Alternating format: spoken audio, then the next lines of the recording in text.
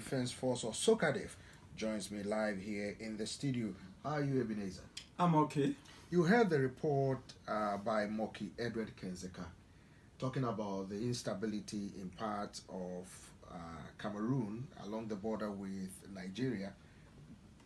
Businesses basically have ground to a halt. Some are blaming your group, SOCADEF, as being part of the problem of creating instability as such that businesses are being scared away. How do you respond to that? Let me put it this way. First, thank you for welcoming me into your studio. Let me put it this way. You don't blame a girl child for wearing a short skirt for being responsible for rape on her person. The person who undertakes that rape, that act of rape, is somebody who has that within his bloodstream.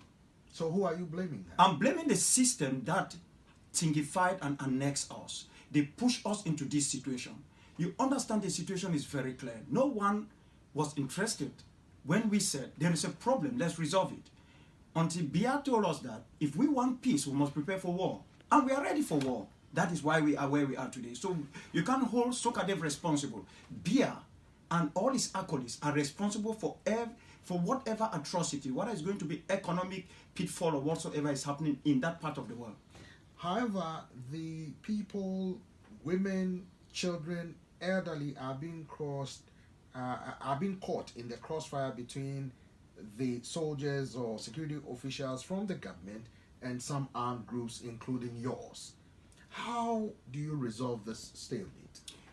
The first thing I want you to know is that we are not fighting the soldiers of Cameroon. We're fighting terrorists. Cameroon don't have soldiers. They have terrorists. Why do you call them terrorists? Because the purpose of soldiers is to safeguard the national integrity of a country. But well, they are protecting the territorial integrity of Cameroon. By burning octogenarians, setting fire in a house, burning women who are 95 years old, beheading civilians that they have arrested.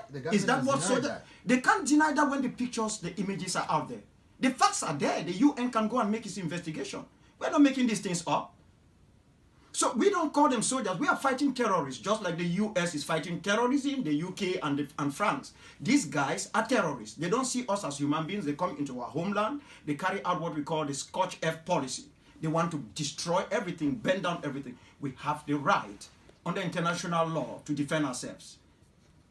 So what is the best way forward to resolve this instability in parts of Cameroon? Because the government maintains that Cameroon is one and indivisible, and that negotiations about the country's unity is non-negotiable. No, we are not asking Bia whether it is negotiable or not. By the time he ran away from Dakar to come over and make a statement that is declaring war on us at the airport, it was because we started doing what he had asked us to do. Prepare for war if we want peace.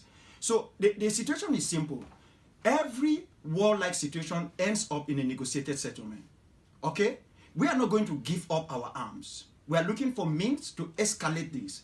We are not escalating it for any other reason but to force Bia and his terrorists and all those who back them to sit on the negotiating table and to start realizing that we deserve to live in this world as they are. We are human beings. So let's sit and talk. But we will not do that by folding our arms and let these guys carry out Scotch F on our entire territory. At the end of the day, when they finally cleanse each one of us, who will be there for them to negotiate with? So he can say it's non-negotiable. We are equally telling him that the issue of independence for the former British Southern Cameroons, present-day Ambazonia, is non-negotiable. But you have a situation where there are different groups that come from the English-speaking parts of the country. Some want federalism. Others are saying, well, they want independence just like SOCADEF does. How do you resolve your own internal problems without having a united front to achieve the objective that you have clearly spelled out? You can't have a united front when there is war that is ongoing. You look at the situation of South Africa. Look at the situation of Mozambique or even Namibia.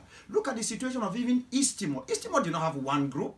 There were about 4 different groups. One single group split it into 4 different groups. So people have the right to clamor for what they want. But if the regime in Yaoundé, this terrorist regime, truly believes that there are people who are calling for federation and the rest, let them allow an international referendum to take place in our homeland where each one of us will be able to go to our people and lay down our case for either independence or federation. They don't want to do that because they know overwhelmingly what happened in South Sudan is what is going to happen in our own homeland. People will overwhelmingly choose total independence. We'll continue some other time. Dr. Ebenezer Kwanga is the leader of the Southern Cameroon Defense Force, or SOCADEF. He joined me from here in Washington, D.C.